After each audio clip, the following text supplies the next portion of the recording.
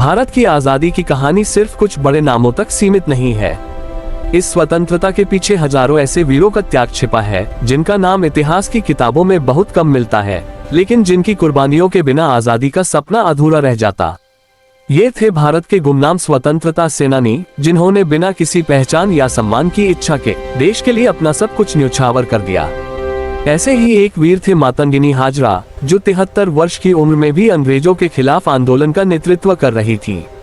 1942 के भारत छोड़ो आंदोलन के दौरान जब अंग्रेजों ने गोली चलाई, तब भी वे तिरंगा लिए वंदे मातरम बोलती रहीं और शहीद हो गईं। इसी तरह झारखंड के वीर बिरसा मुंडा ने आदिवासी समाज को अंग्रेजों और शोषण के खिलाफ संगठित किया और बहुत कम उम्र में ही स्वतंत्रता की लड़ाई का प्रतीक बन गए।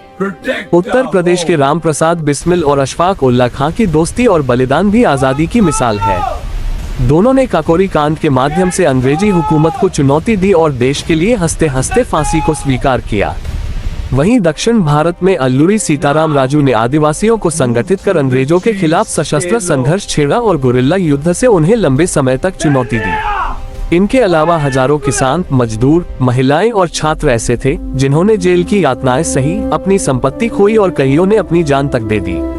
इन गुमनाम सेनानियों ने न तो किसी पद की इच्छा की, न ही किसी पहचान की।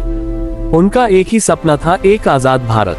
आज जब हम स्वतंत्रता की हवा में सांस लेते हैं, तो ये सिर्फ बड़े नेताओं की नहीं, बल्कि उन अनगिनत अनसुने और अनदेखे नायकों की देन है, जिनका बलिदान इतिहास के पन्नों में भले ही छोटा लिखा गया हो, लेकिन देश के लिए उनका योगदान अमर है। भारत की आजादी सिर्फ एक आंदोलन नहीं थी, ये लाखों गुमनाम वीरों के साहस, त्याग और देशभक्ति की अमर कहानी है।